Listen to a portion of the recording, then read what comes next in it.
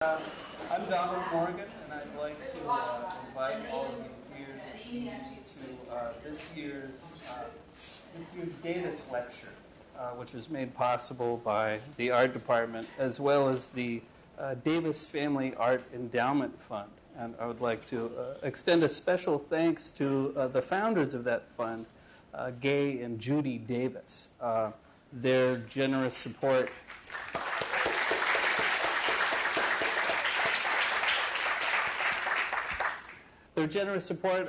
enables us to bring incredible artists and lecturers here every year as part of this lecture series, which is a vital part not only of the program here at the art department, but of the university at large.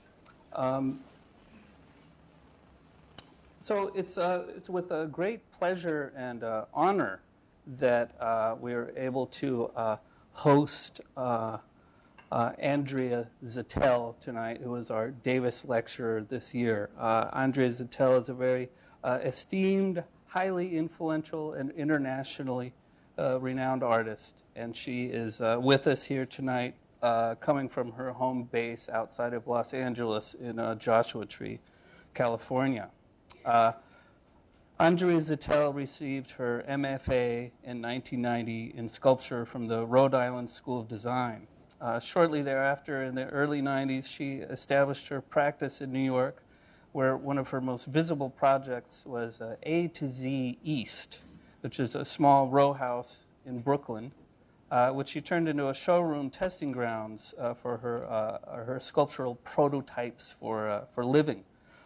In 2008, she moved back to the West Coast, eventually settling in the high desert region next to Joshua Tree National Park, where she founded A to Z West, as well as organizing the Smockshop, which is an artist-run enterprise, as well as the infamous High Desert Test Sites, which is an annual series of experimental art sites in and around Joshua Tree. And I've been lucky enough to have attended a couple of those. And if you haven't gone to one, put it in your calendar. It's a truly unique event in the art world and not to be missed. Andrea Zittel's work has been included in the Venice Biennale, the Skulptur Projetke in Munster, and in the 1995 and 2004 Whitney Biennials. She has had solo exhibitions at the San Francisco Museum of Modern Art, the Carnegie Museum in Pittsburgh, the Diechtorhallen in Hamburg, the Whitney Museum of American Art at Altria in New York, the Louisiana Museum in Denmark, among others.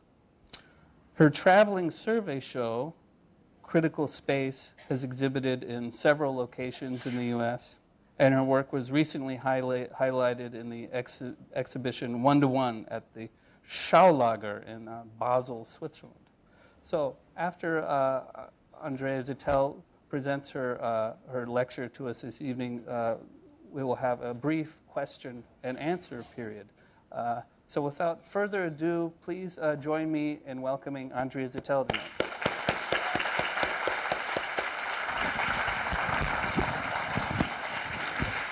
Probably go straight up, like right about there.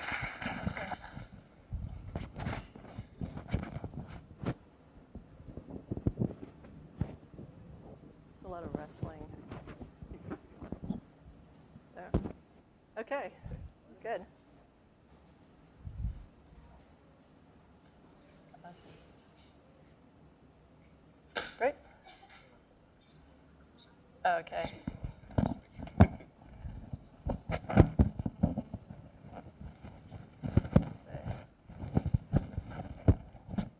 Good?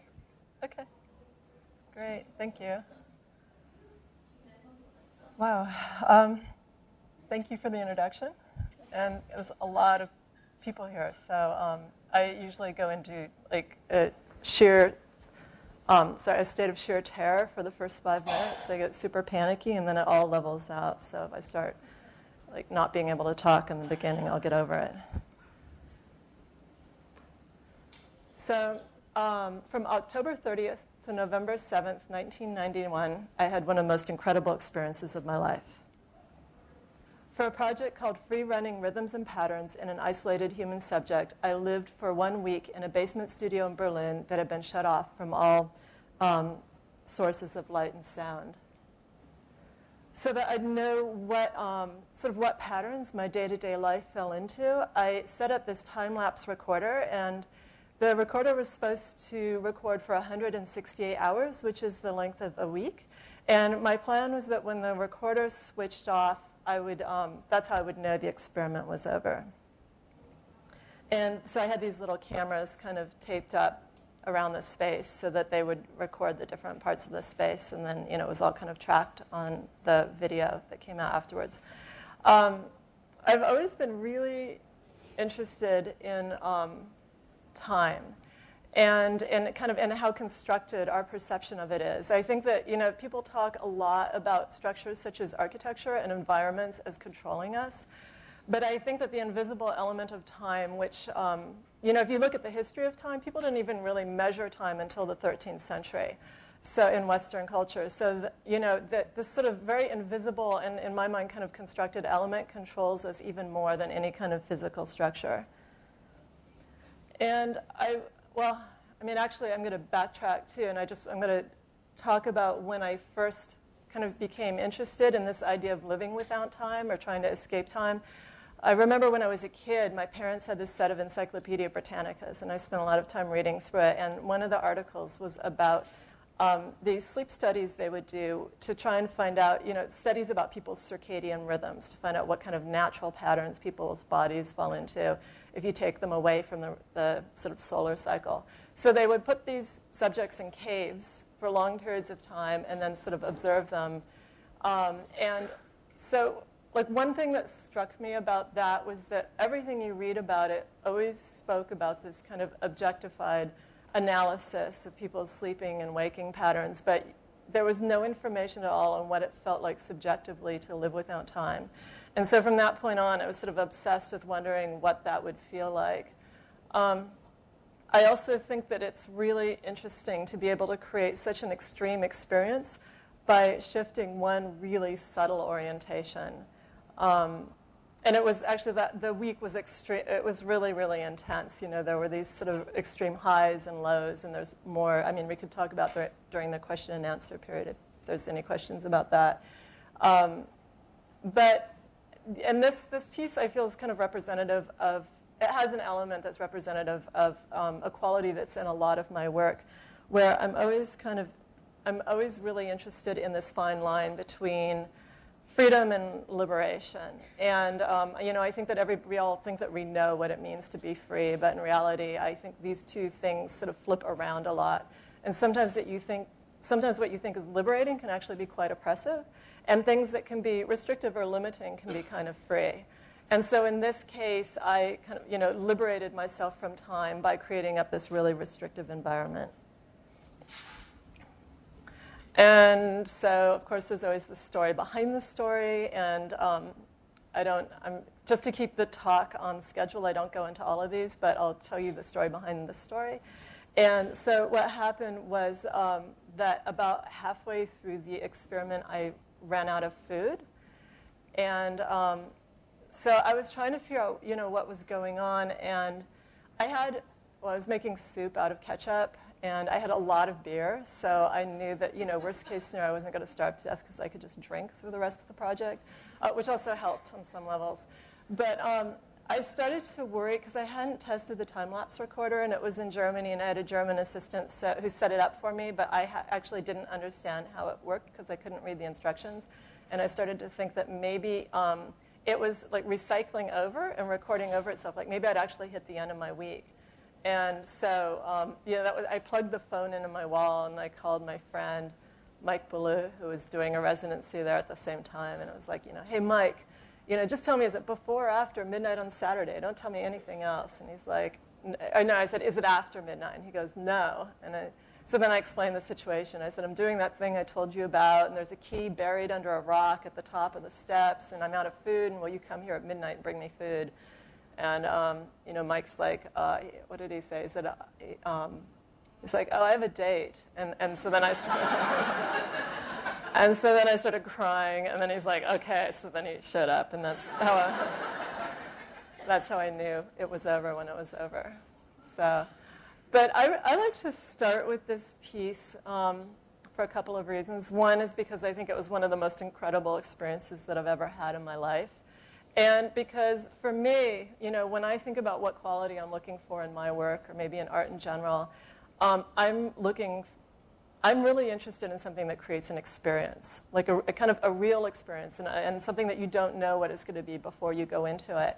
And so this is creating kind of a problem for me, because I don't know if it's enough to have that experience for myself, or if I need to be able to create that experience for an audience. And then I struggle with ideas like, well, if I create that experience for an audience, then it becomes so mediated that it's not really a real experience anymore. You know, then it's just sort of like a constructed illusion of an experience. So this has brought up a lot of issues with me, and some of them I'm going to talk about in the lecture. Not all of them resolved, but I think that's kind of part of the exciting part. So the way that I resolved this piece was, you know, at that time, and kind of turned it into a gallery work, which is always incredibly difficult for me, was that I created this timeline that went around the walls. Okay, so this is like a little section of what these panels look like. And I just took stills from the videos. I didn't want to use the actual video, but I took some stills from it, and I watched it, and then I made all these notations about what different activities I was doing at the different times of the day. So I was curious to see if my pattern did completely break down, you know, if it really truly was free running, or if it did maintain some sort of a pattern. And so then all those stripes are kind of color-coded charting of my activities, and each panel's for 1 hour. And then, as you can see, the days of the week kind of run through it the other way. And then for years, I've been proposing, I mean, this work was actually, it's something that I finally did, because for years every time a museum asks me to do a project, I have a list of things I'd like to do on my wish list. And I kept saying, I want to do this timeless chamber, a vacation from time. I want to do a chamber that people can go into, and they won't know what time it is, just so they can experience timelessness for themselves, and they'll just come out whenever they're ready. And of course, this is kind of unrealizable within that formalized public context, because, you know, what would you do with somebody like exiting the chamber in the middle of the night in the museum and all that. So I just made these models of what it would look like if I could eventually do it. And there's 4 of them, and there's one for each thing that I never have enough time to do. So one's time to read every book I ever wanted to read. I think there's another one that's time to get into perfect shape. Time to get to know people better. That's kind of the romantic one. And with this big jacuzzi tub there. And then maybe my favorite one was time to do nothing productive at all. So I'm going to show you 2 more kind of experimental living structures that happened kind of roughly around the same time. Pocket Property was a 54-ton concrete island that was built in the body of water between Sweden and Denmark. It was kind of inspired by suburban California culture that I'd grown up in and I'd recently moved back to, where I felt like it was a culture of capsules. You know, I'd been living in New York and working in Europe, where our sense of social space is really different. But in California, you're always very isolated. You know, you're either in your private home, on your piece of land, or in your car. And I used to read a lot of science fiction, and I feel like there's always this sort of darkly humorous, dystopian, you know, kind of underpinning to a lot of these projects. And I think, so this was kind of this idea of, well, like, what would happen someday if all of the land, and also California, as many of you know, is sort of just, the growth rate is unbelievable there. And so what would happen someday if all of the land, like all of these sort of tract houses cover all of the available land, and then one day, this is this product that would combine your house, your land, and your car into one mass, you know, producible product that could be sold to people, and then maybe these would just kind of like march out in the ocean in the same kind of grid formations that they are scattered across the land.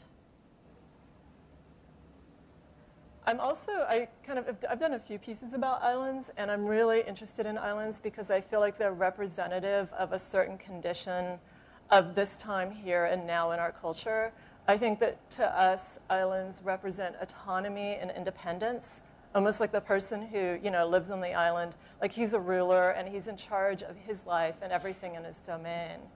And so I think this is sort of the popular idea about islands, independence, and autonomy. But in reality, I think that all of these qualities are things that actually kind of mitigate our power to function as a larger collective. So in a way, I think we're actually disempowered through this idea of individualism, the same way that living on an island, isolates you and actually kind of weakens your ability to function within these larger social systems.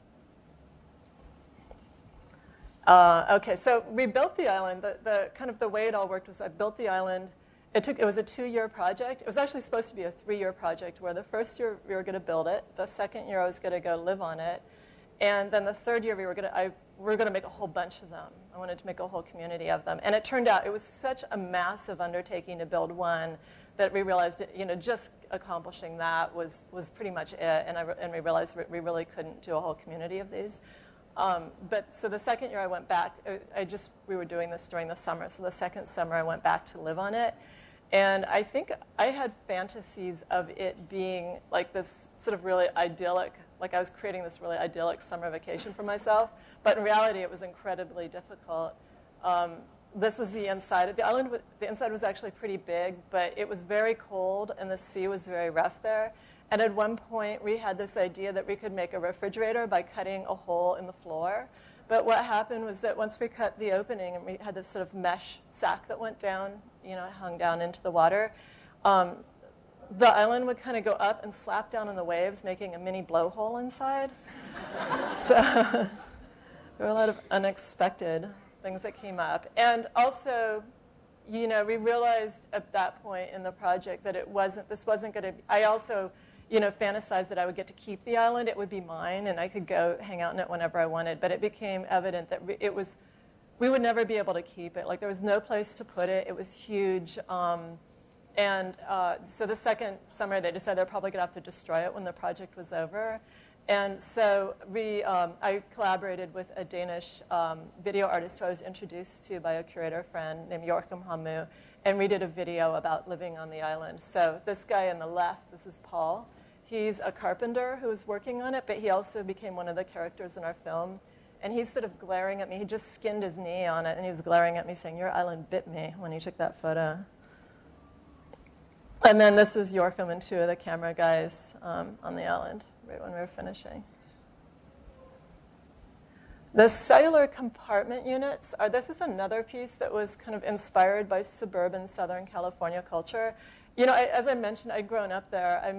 I went to school, my grad school in Rhode Island, and then moved to New York for a while. And so I felt like and I always hated California when I grew up there, but when I went back, I had a really different, it's kind of more of like a love with a little bit of hate. Like I knew how screwed up everything was, but I was kind of enamored with how screwed up it was, and it really gave me a lot to make work about. And in my mind, I always think of that culture as a glimpse into the future. I feel like that's where things are headed, whether we like it or not, for better or for worse.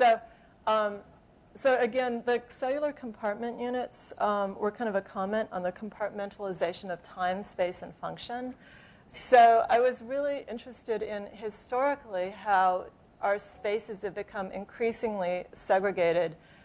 Just for like a super gross generalization, if you think about the Middle Ages, everyone would live and work in one large room called a hall. So you would have, extended families and their employees both doing sort of, whatever they did for work and all of their domestic stuff in one space. And even to the extent that, there would be people sharing beds and stuff, like 5 people in a bed, or travelers would be invited to share a bed with a family.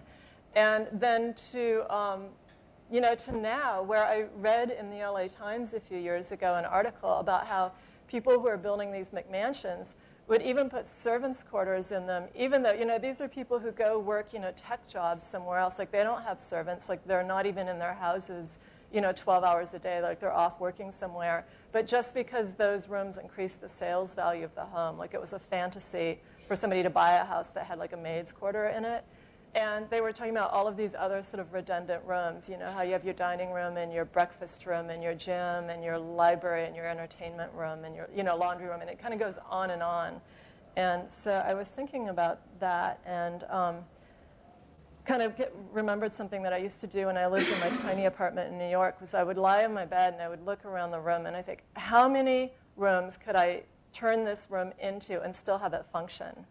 And so I decided that I would create kind of a luxury apartment that would go inside of a normal studio apartment. So I figured out a way to fit 10 rooms inside of one room.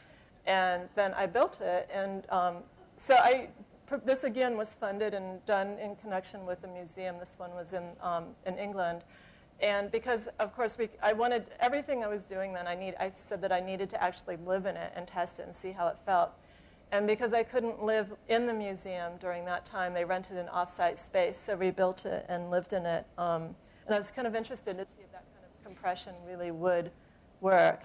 And I have to say it actually worked really, I mean, it was fine. It totally worked. And, well, this is like the guy in the photo is Simon. So they gave us these really wonderful volunteers who helped us make the project. And they lived out of town quite a ways, and they had to ride the bus home at night, and we'd work late and eat pizza and drink beer, and so by 2 in the morning everyone was too tired to go home.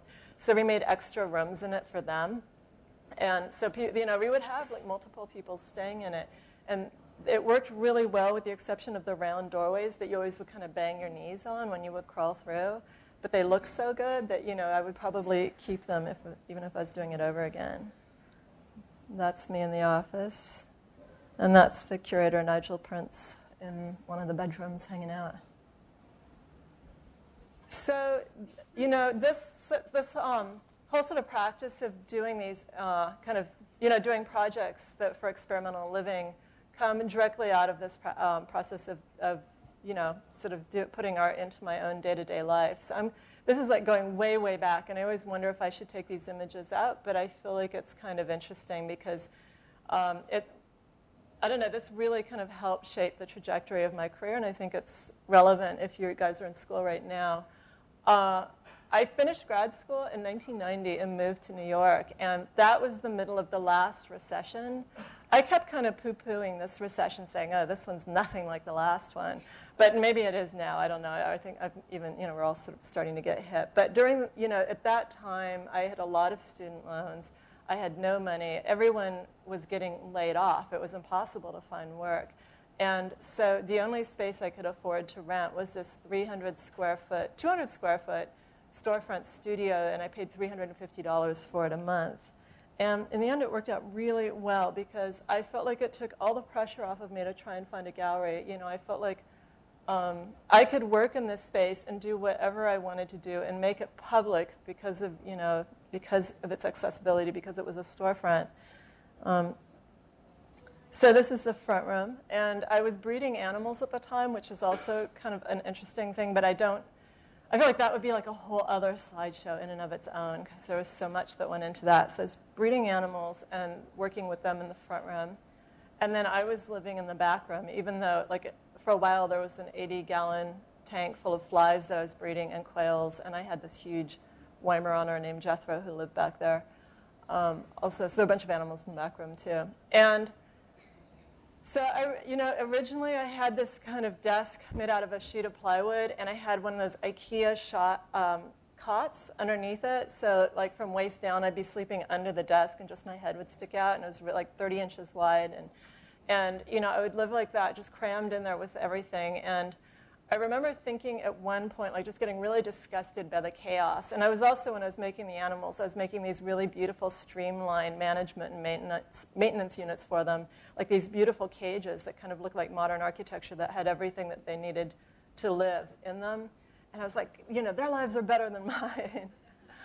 And so I decided I would kind of try and make a system for myself that was similar for the ones that I was making for the animals. So this was the very, very beginning of that idea. And so the desk kind of doubled as a work desk and a table that I ate at. I did this sort of a 1-foot square grid thing on the wall just so I could get a sense of how much space everything was taking up. This plastic slop sink I took baths in, And there's a toilet kind of tucked behind the wall of that. And then this roof isn't really a roof, it's a loft bed. So I had like a bed on top of that. So I think it was all like 54 square feet or something that it all fit into. Or what's 7 by 9? No, 60. Anyways, it was probably about 7 feet by 9 feet. And so then once I'd kind of figured it all out, my friend who welded my other stuff, I got him to weld a framework for me.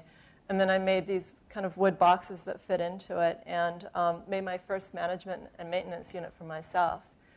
I had to move a lot when I was that age. And you know how when you are living in other people's apartments, they always have, like really like ugly vinyl flooring or tiles that you don't like. Or, there's all these sort of things that you're always subjected to other people's environments. And so I thought of this as being, I knew I couldn't afford my own house. I thought, well, this is kind of like a house, my house that goes inside of other people's houses. And I thought I would always move with this everywhere that I lived. It's also, so I'm trying to think of how to say this. So that actually started as a personal project. It did not start as my artwork. And it was just kind of through a weird twist that I ended up putting it into a gallery. What did happen is people would come to do studio visits with me, and we would usually, sit at this table in the unit and talk about everything. And invariably, we would talk as much about the living unit as we would about my other work. And then Andrea Rosen put this in a show at her gallery. And one thing that seems important to mention here at this point was this. This is kind of I know that kind of furniture as art goes in and out of fashion over the last century, but at this point, no one was really making work that dealt with design, and I kind of met with a lot of resistance. Like a lot of people said, well, it's not art, even though it's nice. And also the whole thing about modernism, I actually didn't like modernism. So, using it was a real statement. I am old enough that I was sort of before and I came from from the sticks. I grew up someplace where, we didn't have modern houses, and it was before Dwell and Design Within Reach started kind of, marketing modernism to the masses. So, and I was into furniture, but I used all my money. I collected mission style and arts and crafts furniture. So so I think the thing that really kind of turned, the kind of thing I was interested in about modern design, and the reason that this is sort of made in a modernist style, was once I started researching modernism, I realized that it was this real shift historically. So before modernism, luxury would always be connoted by really expensive materials or something that was elaborately handcrafted. And then you had the Industrial Revolution came along, and with the possibilities of mass production, meaning that you could sort of make these seemingly elaborate, sort of beautiful luxury goods for everyone, and which would be great because this would be like the great, sort of universalizing principle. You could have this sort of fake Victorian stuff for everyone. And that was just the time when there was the introduction of kind of a new code of elitism. And it was more of, I think kind of an ideological code. And what was the most interesting thing about it to me was that it actually inverted this whole code of what's poor and what's luxurious. So things that used to mean that you were poor, like if you used white paint, it was because you couldn't afford pigment to color it.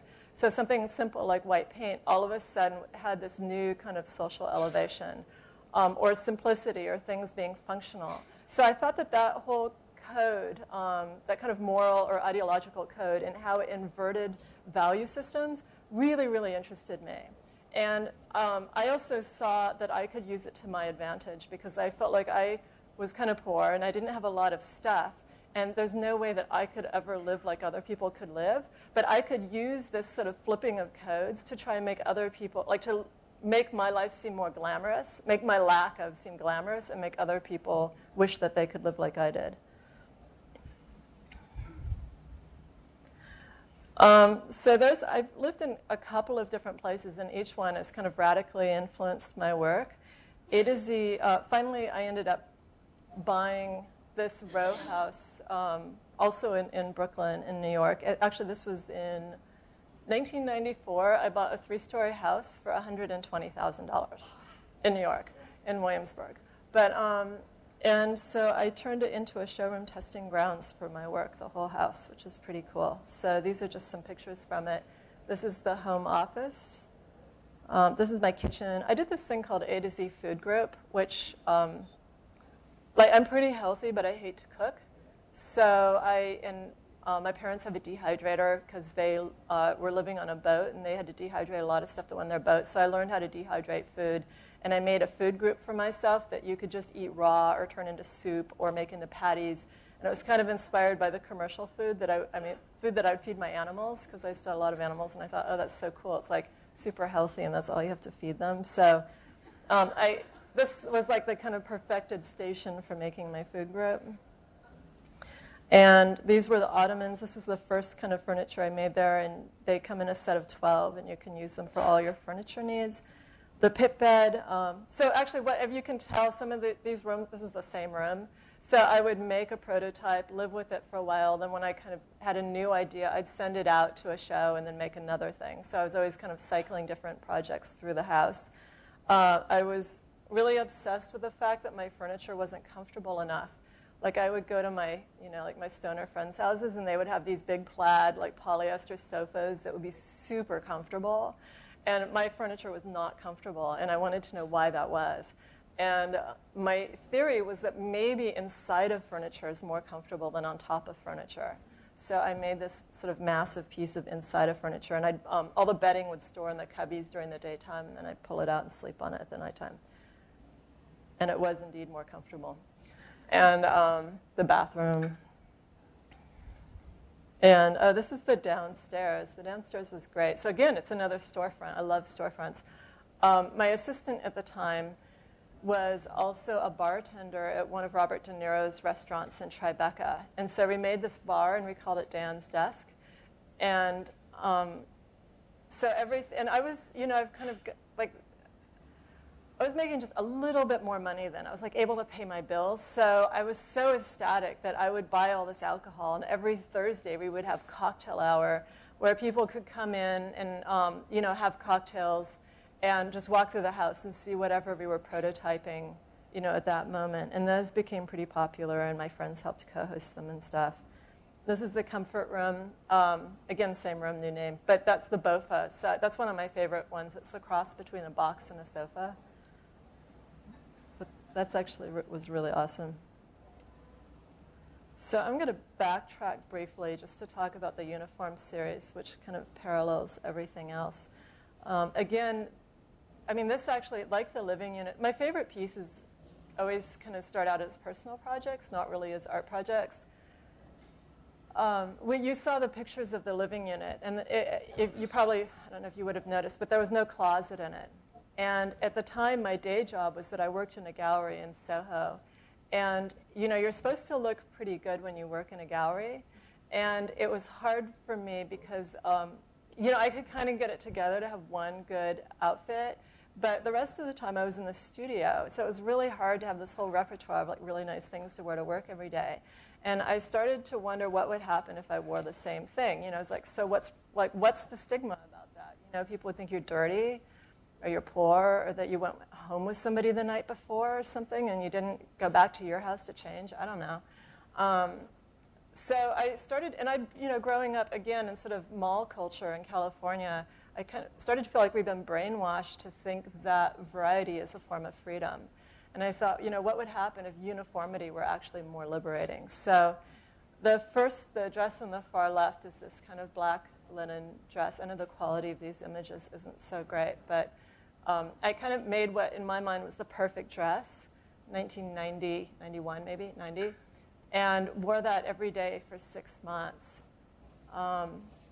And I've told this a few times. I'm always embarrassed but the thing that stuck in my mind at that time was that it was really the very end of wearing it, like just when I was almost done with the experiment, that my friend and boss who worked with me at the gallery finally turned to me and she said, "Didn't you wear that dress yesterday?" And it really took her the entire summer to realize that I'd been wearing the same dress. And so I always thought that was kind of interesting. But it worked out really well, and I had a lot of fun doing it. So I just sort of continued the project, and so every 6 months I'd make a new dress. So you have winter next, and then spring, summer again. They kind of react to each other. Like the second one from the left, winter, is very much like a nun's habit. It's very heavy, dark wool. And then the one after that, I also was watching a lot of Hal Hartley films. I don't know if anybody's watched those. They're super cool. So he has this weird thing in his films where no one ever has sex, but they're like super erotic, but nothing ever happens. I mean, they're not even suggestive. It's almost in the lack of that makes them so interesting. So being really interested in lack, I did this thing where I wasn't going to have sex for a year, so somehow the nun's dress went with that. But I think I was always interested in that, like that weird push-pull, how like the negative of something actually made it more powerful. And then the next one is a reaction to that. It's like this silk dress that had these really high slits on the side that I wore with black leggings so I could kind of get around and work and stuff. And so it kind of goes on. Each one is almost like a fantasy dress. Like they're all kind of these different things I wanted to try out. And then I got to the last one, and the problem was is I'd kind of gone through everything I wanted to try. Like I didn't have any more ideas. So the way you don't get bored wearing the same thing every day is that all you do is obsess about what you're going to wear next. And so then, like one day I had no idea. Like I have no idea what I'm going to do for the next season, and that was really horrible. And I started to think about how limitations make us more creative, or rules make us more creative. Like I felt like I needed some rules to kind of bounce off of. And so let's see if the next one, okay, so this is good. I was looking at a lot of kind of historically of clothing and rules that people make, and I was really interested in Russian constructivist clothing, particularly because I didn't like it. I felt like I didn't get it. It was super geometric, and keep in mind this is the 90s, so this is, I don't know, this is like before we had a whole resurgence of stuff. So, and what I was really interested in when I read about it is that the constructivists made this sort of, very linear clothing because they felt that fabric was woven in a rectangle, like on the bolt, and that you were adulterating the fabric if you cut it into like a second-hand form and then we're going to sew it into yet a third-hand form. So it was this really kind of interesting idea about maintaining the integrity of the, original kind of linear weave of the fabric. And I thought, well, that makes a lot of sense. And I thought I could work with that rule or that sort of idea by pushing it to its furthest extreme and only wearing things made out of rectangles. So this was actually a dress. You wore one in front and one in back, and they both tied on. They were identical. I made 4 of them, so I could switch them out. And then I kind of went crazy. So I, figured out this is called a personal panel. And I made all these different personal panels out of rectangles. And in a little while, I'm going to talk about a body of work called Raw. And there were my Raw panels where it was literally just a piece of fabric torn from the bolt and, safety pinned together. This version had one seam in the back, but the rest of it was all just kind of safety pinned. And, you can actually make really nice designs without doing a whole lot. It just takes a while to figure it out. Once I kind of, this was really fun. It was like this weird mental puzzle, and I didn't want to backtrack. I didn't want to give up my rule. But I realized, I needed more options. I did those for maybe 5 years. And so I realized that fabric's woven out of a strand, and so crocheting sort of became the next obvious way to move forward without, breaking any of these rules, because crocheting, it's like a first-hand form. You make it directly rather than making something else and then turning it into yet another thing. So these are all single-strand garments. At this point, I was wearing them switching every season instead of every 6 months. And then eventually, I learned how to crochet off of my hands. So I liked the idea that I wasn't using any tools. I was kind of making my clothing using my body. And then the ultimate, I knew this was coming down the line. When I would think forward, I'm like, okay, what's the ultimate sort of finalization of this whole program? And felting, because you're just using pure fiber, it's not transformed in any way, and you felt with your hands. So you're really just using your body, again, like that other idea, you're using your body to cover your body. And so I called these fiber forms and did several years of just wearing felted stuff. And that's another dress. Now I kind of riff back and forth. I can do panels or the single strand or the fiber forms. So this is a really pivotal moment for me. Yeah, I know, you can see what's coming. 1998, I fell in love moved to California, just like, I mean, impulsively, like 3 weeks after meeting this guy, and moved into like a whole different world. So I am really happy that, I don't know why I took these pictures, but I'm so happy I did, because this gives you an idea of what was going on in my new environment. And that. So my boyfriend was a fabricator, and he worked out of the garage, which wasn't very big. So when the garage was full, he would work in the house. And I remember at one point he was doing a show for Jason Rhodes, and he like moved all the furniture out of the house and was like building Jason's work in the living room and in the dining room and like everywhere, and it was driving me crazy. And let's see. Okay, so before I go there, I'll talk about what happened. So, I mean, it was good for me personally, you know, to have a boyfriend, but it was really, really bad for my work, for my practice, because you saw how I was living before. And then I was like kind of thrust into this whole new world with like 4 dogs and 2 cats and a frog and like a boyfriend who kind of broke everything, even though it was by accident. And I realized that I could never, ever A to Z this guy. You know, there was no way I was going to be able to transpose my whole system or my program, you know, into this world. And I also didn't want to be single the rest of my life. And so I don't know, I was just totally stuck for like 6 months. I was like, oh God, what do I do? And, you know, and what I realized in the end was that I came up with that whole program as a way for kind of compensating or overcoming problems that I was confronted with. So I thought, okay, this is a new set of problems. And so I realized that, you know, everything was just dirty and broken and chaotic all the time. And I thought, well, that's kind of reality. I mean, that's the way things really are. So maybe rather than changing everything, I need to create a mindset or an ideology that's just going to embrace this stuff. And so I constructed this, I used the word raw, so I spell it R-A-U-G-H, as my new ideology. And then, you know, I started working on like rules, like what are my requirements for this new kind of product or this new kind of design. So, you know, because, you know, usually you think, well, something should be easy to clean. And it's like, forget that. You know, it just has to camouflage dirt. Or, you know, because everything breaks and wears out, you know, it has to just look good when it falls apart. It has to be comfortable.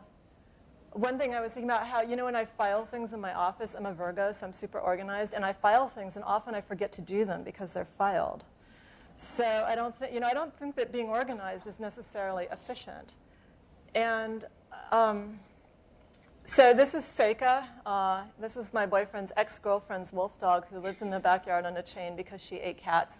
And this is Zoe, the Australian Shepherd. And the cool thing about Seika was that she would go in our backyard every day and like dig these really comfortable holes for herself, and then she would lie in them. So I just started taking pictures of them. Yeah. And I thought, well, there's something there. You know, I need to figure out some kind of environment that I can make for people that's going to be the same, where, you know, you can configure it yourself. You don't have to be a specialist, and you can constantly transform it according to your needs. And, you know, it looks good when it's messed up. And so this was my first attempt. And now when I make these sculptures, I just carve them with an electric carving knife, like the kind you use for turkey. But at the time, I sort of got myself into this. I thought, well, I need an expert, even though I said you didn't need an expert. But anyway, so this is like Bob Clark, special effects carver from Hollywood, who was the only guy I could find when I called around who felt comfortable carving soft foam with a chainsaw. So we got all these blocks of foam. This is as big, you know, this is like when it comes out of the factory, the biggest blocks before they cut it down. And we stacked it up. And we kind of spent 10 days like jumping on it and sitting on it and carving it. And I had a body grinder that I would use to like grind down the soft parts, and he chainsawed parts of it. That's him taking a break. And then this is the resulting. This is my raw furniture in the gallery. And okay, I'm gonna. The naked person just brings up another story, so I feel like I should just go there. Plus, it's good for you guys to hear about the sort of things people go through to make work. So my gallery doesn't actually pay production, and I had to borrow $18,000 from a collector to pay for the show. And So I made this work, and I wanted everyone to see how wonderful and comfortable it was and to wish that they could be on it, but I didn't want them to go on it at the opening. So, I figured what I would do is I would put like 3 naked people on it. Because I'm totally afraid of naked people. Sorry about the mic. I'm so afraid of them. I won't go near them. And I thought that they would look really good on the foam, and that it would keep everyone else off of it without actually having to be really fascist and tell people not to go on it. And so what happened instead was that they had champagne and they got really drunk and they had so much fun that everyone else started taking their clothes off and going on it and getting drunk too. And so it just got utterly destroyed, and it took me years to pay it off. It just got totally trashed and ripped, but everyone had a really good time, and I think people thought that was part of the work, even though it wasn't really. So, okay, so now we're getting closer to where we are now.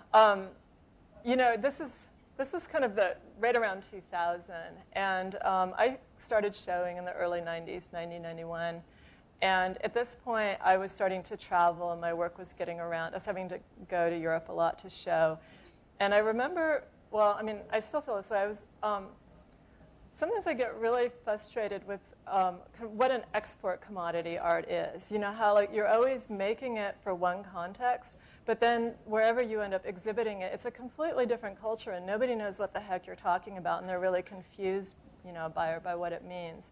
And I was also doing a lot of writing about this idea I have called an intimate universe. And I was wondering if, rather than trying to do more and more of these big shows that travel globally, what would happen if an artist just decided to address one particular audience, one community, and make the work for that, make the work in a place where it actually have a more concentrated impact.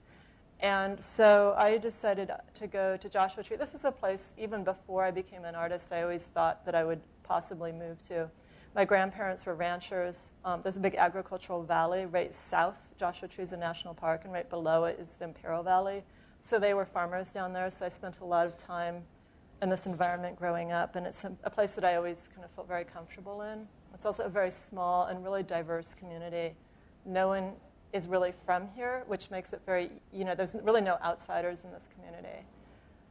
So I decided that I would create a spot where my work, I wanted to create a site where the work would kind of, be conceptualized, it would be created, and then it could be viewed in one single location. So this is, I thought that with A to Z West, people could just come here and see everything. The house was, it's kind of an interesting area. There's, and only in this kind of spot, there was a Baby Homestead Act. And the original Homestead Act gave people 160 acres for free if you would improve it, usually by farming. And because no one could farm the desert, they gave people 5 acres for free if you would improve it by building first a 200 square foot structure and then later a 400 square foot structure on it.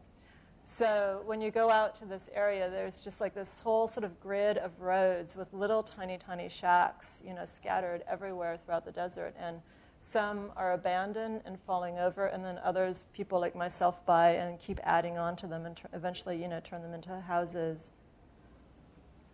So the inside of the house, kind of like with A to Z East, I ended up kind of making everything that I lived with. This kitchen, I just keep looking at the slide because it seems dark, but this kitchen sort of addressed everything that I actually, again, I mentioned already that I hate to cook. Okay, to be totally honest about this, there's a museum for food, wine, and art that's now defunct in Napa, and the curator wanted me to do a show about food for her museum, and I kept saying, why do you want me to be in the show? I hate cooking. And then she said, yeah, but there's a $10,000 budget. And so, all of a sudden at that point, I was like, oh, I could do the kitchen for my house with that budget for your show and then ship it home afterwards. So it was good because it forced me to address the kitchen. And so basically what I did is I got rid of this oven and the stove, and I just made this. What I hate about cooking is it's just total performance anxiety. And I hate having to cook for other people. So I did this table with a grill in the middle of it. And for about a year, we just ate veggie burgers. Then after that, I discovered tacos. So we would just, you just cook your stuff on the grill and then eat it out of the indentation. So when people come over, they cook on their side and I cook on mine, and it was really easy. And if you're really lucky, the dog would sort of lick out the bowl, and then you wouldn't even have to clean that. And then this is another version of the raw office. My house was really small, so everything was sort of crammed into the living room. It's since changed. I've sort of added some stuff onto it that I should take photos of and include at some point. And then this is another version of my office. There's a kind of nook for knee nook. Like all the office stuff is carved on the back of this foam, and the front's kind of like a seating, like a bench. And this has been my studio for the last 7 years. And it's hard to look at this picture without cursing it, but it's 3 shipping containers. The right one is the shop, the middle one's sort of the felting clean area, and the left one's for storage. And I am in the process of building a real studio right now. We're finishing a show for a gallery that's 40 feet wide and 60 feet long. What's that, 4 times? Over almost like 2,500 square feet. We're trying to build that show on that patio right now, and it's winter, and it's raining, and the wind's blowing, and it's like sucks. So I feel like all the work's on the verge of being destroyed almost every day, and I can't wait to have a real studio. But before, when I used to show this slide, I would just say nice things about my shipping container studio. So I'm gonna, I'm trying to think of like where I'm gonna enter on this. One reason that I think everyone moves to the desert is that we're all in search of some version of personal freedom. I think that those freedoms vary from person to person, but I think that's sort of what brings everyone out there. And I think that traditionally, especially out west, the idea of freedom was evidenced by kind of large homesteads or ranches, or really sort of building yourself up. And I think that now in our culture, it's such a bureaucratic culture, and everything is so completely controlled that I think that the only way that people can really feel like they're truly free is actually by shrinking down to slip between the cracks of larger authorities and systems. So, I think that people are always trying to find ways to get around building and safety codes, the national park authorities, or the Bureau of Land Management out there, and I'm always really interested in all these sort of weird, crafty ways they do that. It affected me in that I have this project called High Desert Test Sites that we do, which a lot of people come out and do art projects, and I really needed places for everyone to stay. And I wasn't able to get permission to build an addition on since then I figured it out, but at the time I couldn't figure out how to build more on my land. And so I was trying to make if you build under 10 feet by 10 feet and it's portable, then you don't have to pull a permit. So I was really interested in playing with those limitations. And these are the A to Z wagon stations. So they're kind of called wagon stations because I'm interested in, I think station wagons are kind of the smallest space, comfortable space that I can imagine sleeping in. They're these kind of self-contained little capsules. They have a bed in them and a spot for all your stuff. The front opens on gas springs, so it's kind of a shade when it's sunny. And then there's usually, they're like a little hatch door in the back that you can go in if it's cold, if you want to keep it sealed up. And there were 17 of them originally, and I think now there's about 13 of them. What happened is I gave them to people to customize, people who came out often to visit me. So that was Guy Green. This is Russell Witten. Russell actually used to work for me. He was a kind of dirt bike rider, and so he made this to hang out in when he wasn't riding his dirt bike. And I stuck these in here because I wanted to, there's a lot of work I'm not showing you, trying to kind of keep a clear trajectory working through here. But there's actually this whole tradition of customization in my work going back to the early 90s. So these are the living units, and these were all customized by collectors who had bought them or commissioned them. And the escape vehicles, there were sort of 10 escape vehicles that were, the interiors were all customized by people. And I was going to mention, too, that I was interested in customization because I'm really into car culture, and I really like the way that, customizing cars is a way that people kind of react against the homogeneity that's offered to them through, normal, like just the lack of variety that's in products out there. And, it's fit to me, this is like a form of consumer empowerment, right? And then it's also interesting to note that that's what customization was 20 years ago, and now this is what I think it's turning into.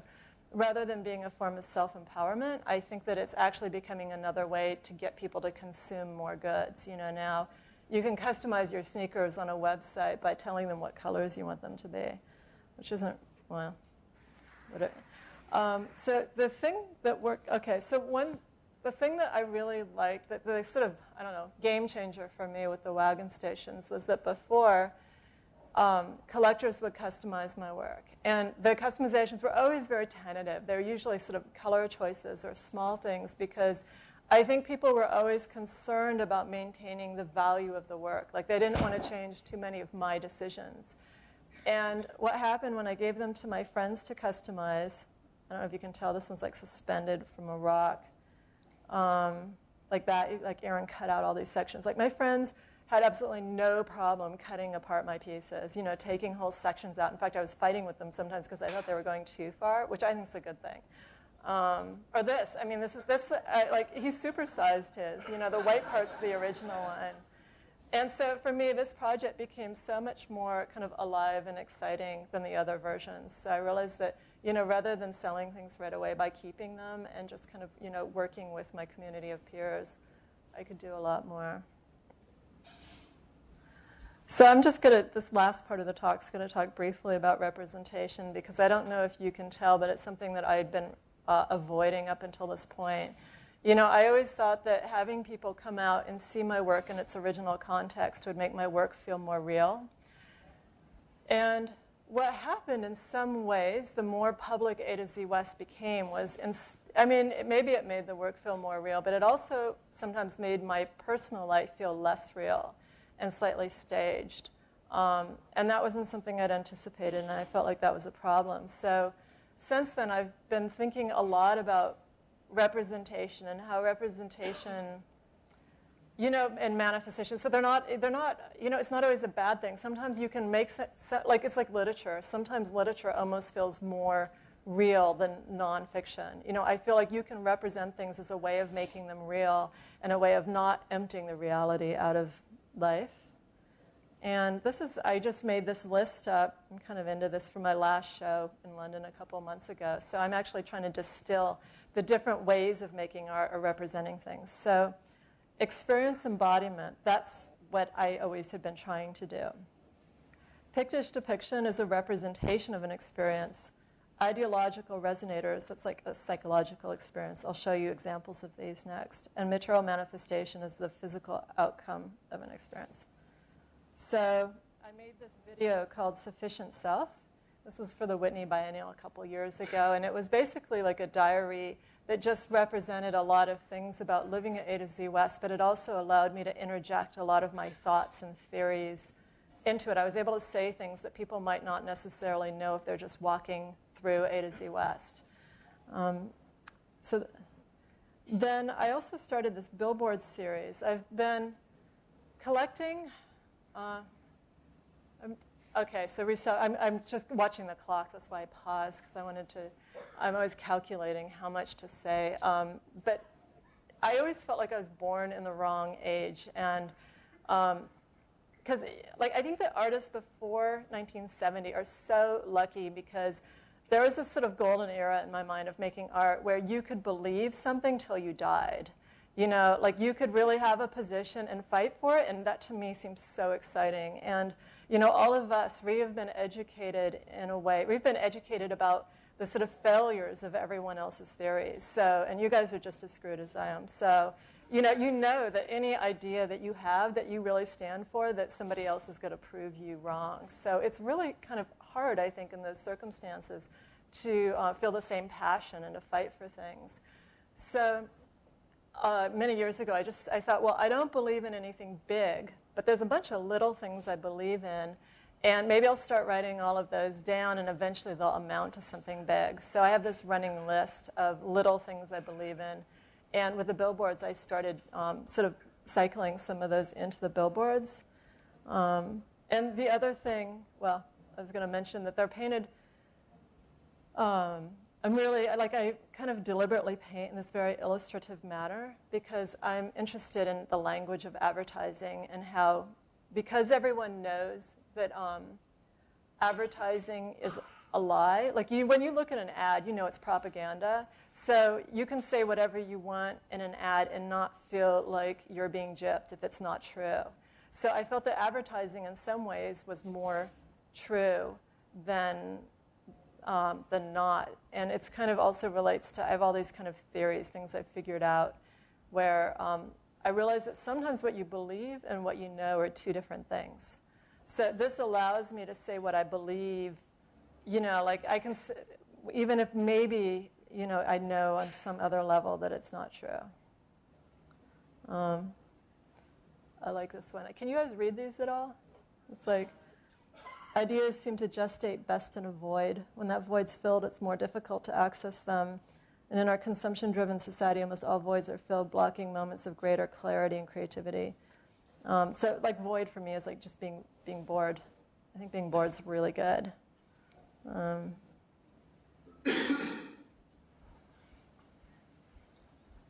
And then this is the last body of work I'm going to show you, material manifestation. I think I'm most comfortable making the material manifestation, you know, is a sort of, it's an outcome of an action, an outcome of something. And so but I've been working with crochet a lot, not because of any of the sort of overt references of crochet, but because it's this really interesting incremental building technology where, you know, you sort of put one step after another that can be highly rule-driven.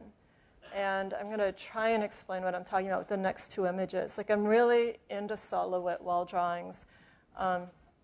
With his drawings, all you would create a series of instructions. And so basically anyone could create a wall drawing that looks pretty much the same by following those instructions. So in my mind, this is like really nice example of rule-based work. And then there's this other article that I read that I don't know where I read it, and it drives me crazy. So if anybody's ever read the same thing, let me know. It was a couple of years ago, and they were talking about a lot of architects who are using software programs to design their buildings. And they were saying that you can always tell what software program the architect's using when you look at the building.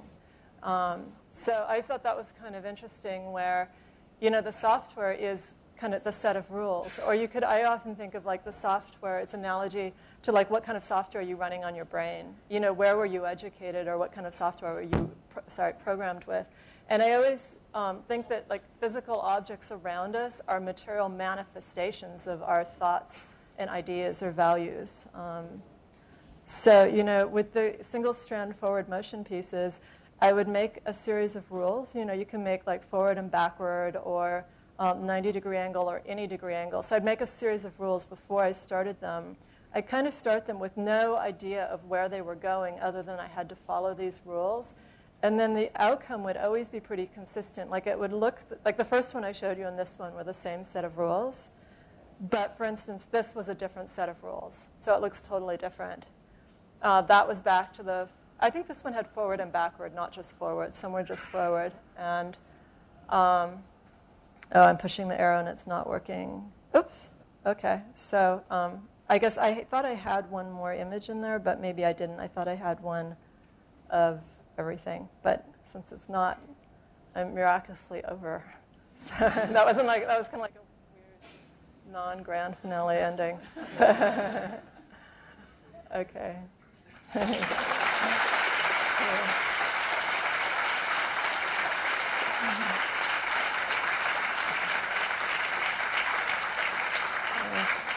Great. And I did it in an hour, I think. Yeah. Since people aren't there, aren't mic'd. I can hear them probably. Yeah, probably not everybody else can hear the question. Do you want me to repeat it? Their question. Do you guys have questions? Oh, the room is mic'd. Oh, the room's mic'd? You can ask me really dumb things too, that's fine. Just run back.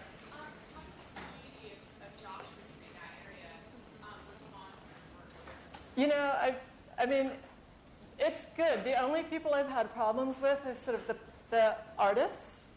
The artists are kind of more traditional, and they are kind of upset because they're like, you know, who am I? And like, I've been getting a lot of press, so, but everyone else is really wonderful. And the thing that's interesting about Joshua Tree is it's this community that's sort of made up of a lot of different kinds of people. You know, there's a big New Age community, rock climbers, the Marines, just like construction workers, and because everyone's come there from somewhere else, there's no like us and them, and there's no like sort of before and after. And I've been there for 10 years now, so it's been actually like really easy working in that community and getting people involved, and they're pretty open, you know, to the work. And we got some weird kind of esoteric artists coming up for high desert test sites, and I'm always really impressed at how much people want to help them. You know, that's something that I don't know, I'm really invested in trying to, trying to perpetuate.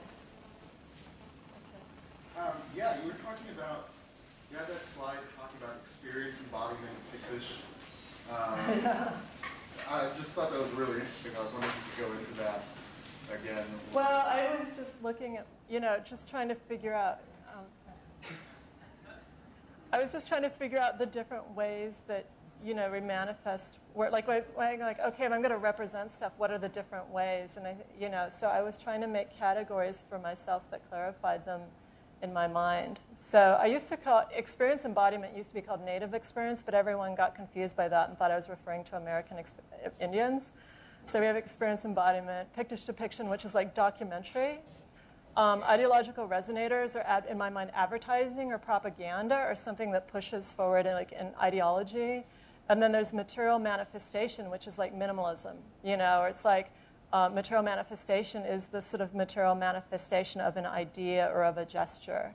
And I've thought of those other terms for other kinds of art making, but I don't include them because they're kind of not in my vocabulary.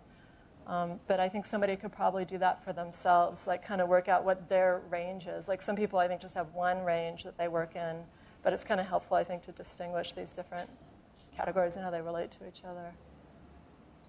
Okay.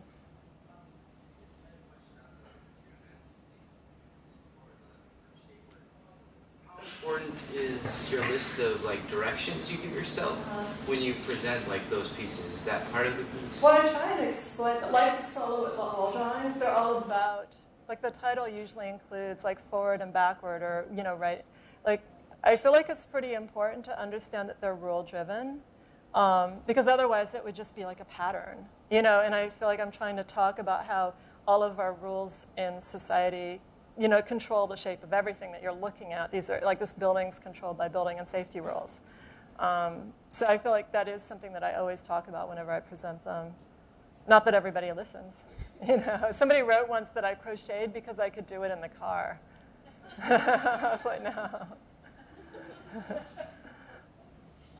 Okay, I'm just working my way back. You like while you spent that week without knowing what time It was really surreal. I mean, you know, I was talking about my analogy is like you take a drug, but before you take the drug, everybody tells you what you're going to feel like. And when I did that, I had no idea. So I would have like these real highs and these real lows.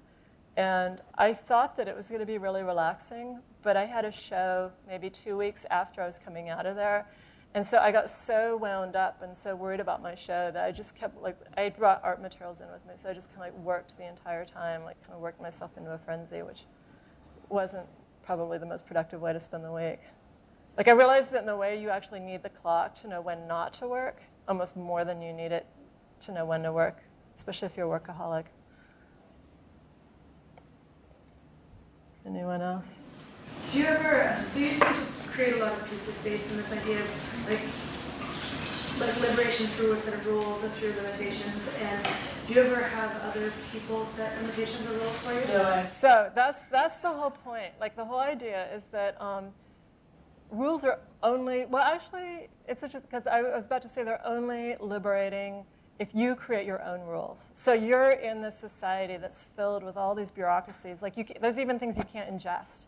Or, you know, you always have to wear a shirt if you're a girl or whatever, you know. And so the only way to be free within this culture is to make another set of rules that's even smaller and more rigid than the larger rules. So even though you're following rules, they're your rules and not anyone else's. But then having said that, my mind did jump quickly to one friend of mine who actually commissioned me to make rules for him. So maybe for some people feel more free with other people's rules, but I personally don't want anyone making my rules. I just want to make my own. Yeah. Okay. Do you mind talking a little bit more about the infinite universe concept? Right. Well, I mean, I feel like it's pretty straightforward. It's just this, it's this idea that things become so watered down when they're extracted from their original context. And I think it was inspired by traveling to see, like when you have to travel to anything from the Göttingen Institute in Switzerland to Tallias in West or Arco Santi, or when you have to go someplace where you see somebody's life work in its original context, it makes so much more sense than when you see something extracted and presented, in a museum out of context. And, also just sort of working within a community of people too, like, actually working with people where it would actually make a real impact on their lives. It's not just something that they think about. Anyone else? Okay. Yeah, it was okay. So I still do the seasonal garments. The one thing that's changed now is that when I work in the studio, I really destroy stuff. So I have this kind of nice short, like vesty top that I crocheted that I wear with jeans and the same T-shirt when I work, and then when I go out, I put on the dress. Yeah. Yeah, and so the other thing too, I think it's important. So there's some flexibility in that. So let's say that I've been doing it for almost 2 decades, but there's points when in the past, like maybe I remember in the 90s, like twice when I got really sick of it. So I quit. One time I got sick of it, and then I got all these like white things from J. Crew and dyed them the same color. So I was still kind of doing another version of it. Like, I don't know. But, so I've toyed with, or another time I got these Chinese silk pajamas. And I only wore pajamas because I wanted to sleep and go out of the house in the same thing. So, there's other versions of it that don't fit this sort of official story. But I think I've always been experimenting with different stuff. So I'm not so locked into it that I can't try something else or break out of it if I feel at some moment that doesn't feel creative anymore.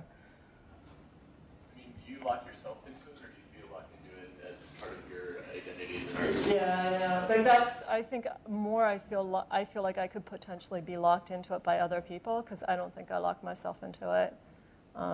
I allow myself wiggle room, and I think it's probably, But for the most part, it really works for me. I really enjoy it. I still get really excited about making the next dress, and I feel like, I like my clothes better than I could never buy anything that I like as much as my clothes. So, there's sort of no incentive to leave it. Okay. About how you see yourself as an artist, and how you see yourself as making commission pieces for other people, which is similar to the way that maybe some designers work, and how you contextualize yourself within your field. Well, when you ask about how I see myself as an artist and about making commission works, are you saying that in those two questions together, or I want to understand? I see your work as kind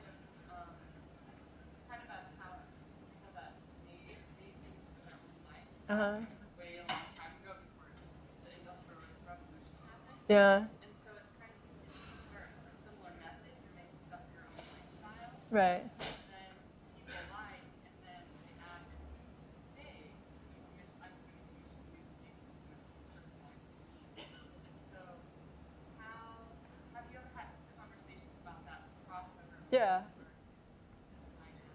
Well, I've had people commission stuff. I don't do a lot of it because it's really hard. So I feel like it's just difficult to make something for someone else. And I've always felt that my role was more to, I'm trying to not use the word inspire, but my role is more to encourage other people to do the same thing for themselves, rather than trying to get them to, buy into my thing, because I'm sure it would be different for everyone.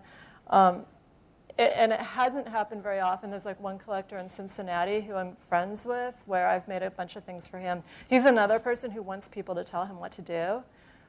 So we sort of get along. And Yeah, but you know, I mean, for instance, I look at real, like design and architecture. There's a few things that I would love to put into production. Like, I think I have a few good ideas, but for the most part, I feel like that role must be excruciating. Like, it must be really, really difficult, you know, to make things on that level. Because, I mean, the other thing I sometimes point out is that in my work, the only guinea pig is almost always myself. And that's because I have no problems. You know, I'm a girl, so I don't mind subjecting myself to hardship and difficulties, but I can't do it to anyone else. So I just, you know, so I have a lot of respect for people who design on that level, and I think it must be incredibly difficult. I'll go there first and then come back. Completely a logistics issue, but with the uniform question, you just wash your clothes every night, or do you have multiple colors? My T-shirts. I have like 10 of these black T-shirts, so I wash them. I very seldom wash the dress, and it doesn't smell. But my T-shirts do. So, you know, I have like, yeah, everybody always wonders that. Like, they wonder, like, why doesn't it smell? I'll probably wash my dress maybe 2 or 3 times in the season. But the sweater, I mean, the T-shirt gets washed every day, or new T-shirts. So. I was just going to ask you about materiality. One of the things that you brought up is the idea that everything must disintegrate beautifully, and kind of how do you approach materiality with that, and knowing that, or you know, experimenting with things to find out how they deteriorate. Yeah. Well, part of it's the eye of the beholder. So I have another sofa in my house right now that's one of those carved foam things, and I just got a cat. And I have a blog, and I keep meaning to put pictures of my sofa because the cat's destroyed it. Like, the whole thing's ripped to shreds. And I think, well, like, if you look at it the right way, it's kind of beautiful. So when people come over, I say, like, isn't it beautiful how the cat destroyed it? But, you know, then there's other materials. Like, there's white plastic does not ever age well. Like, it always turns kind of yellow, and I kind of can't reconfigure my brain to think that looks good. And I use a lot of plywood, but I find that, like, if you use plywood where it can delaminate, that doesn't look good. But if you carve the plywood, the edge of the plywood, so when it delaminates or it gets banged up, it sort of goes along with whatever you've already started, then that looks good to me. But, you know, like, hardwoods are actually age the best. But sometimes I've made some stuff out of hardwood, but I always have a hard time with that because then it's like fine furniture. And, you know, I just made something out of walnut recently, and I was all excited going into it, and then afterwards I'm like, oh, that just looks like high-end furniture. So... I was wondering, you talked a little bit about Russian constructivism influenced your work, or Solowitz, Wall. I was wondering if there are other models of Russian artistic production. Specifically, I was wondering about intentional communities, communes from the 60s, yeah. even like religious communities like Hutterites, that was strict regimen. Or even outsider artists. Like, right. Well, huge, yeah. Yeah, my knowledge of these communities is in no way comprehensive. In fact, I keep buying books about different kinds of utopias or, you know, communities that I need to read that are just stacking up. But I do have an assortment of ones that I'm very familiar with. Like, I tend to latch on something and then learn everything about that one thing. From what I can tell and from talking to friends who are into these different sort of planned living situations, not like they usually don't last very long or very well. So, you know, I guess where's it? Is it Oroville in India? This is the one we kind of keep coming back to as a community that actually is functioning. But then I had a friend who just went and spent time there and said that they actually went bankrupt now, and so that everything's changing and it's being commercialized.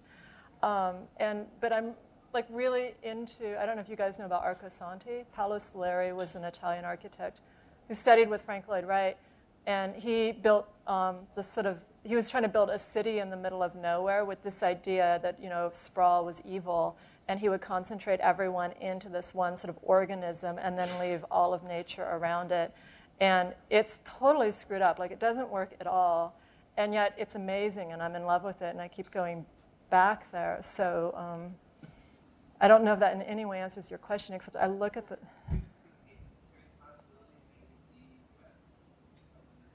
Yeah, well, okay, so A to Z West has its limitations because right now I only have about 35 acres, and at most I could acquire maybe A to Z West will become an organism. It will never be a place where people live. It's too close to town. There's too much development moving out. But I am slowly turning it into something.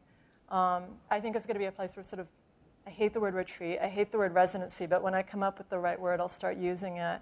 And I will leave it probably someday once it's all fleshed out. And I want to go someplace else. And I've mentioned that a couple people I've met with today, I was laughing, saying, yeah, I'm kind of halfway, like I'm scouting the Northwest a little bit. But I feel like, there's communes, like everybody's talking about communes. So if I did it, I'd have to call it a town.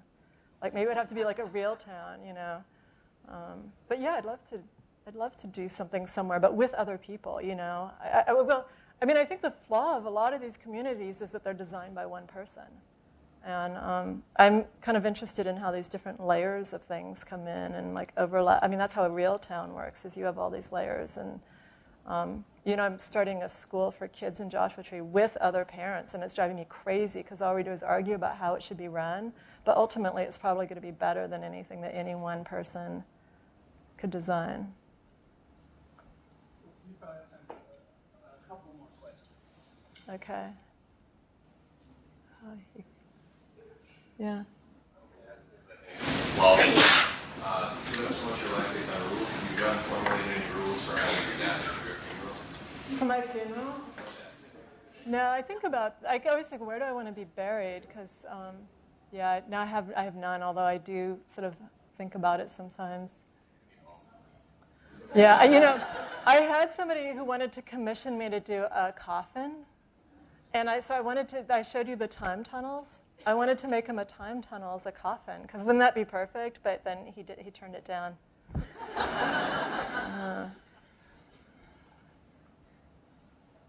Okay, you guys all questioned out? Awesome. Thank you.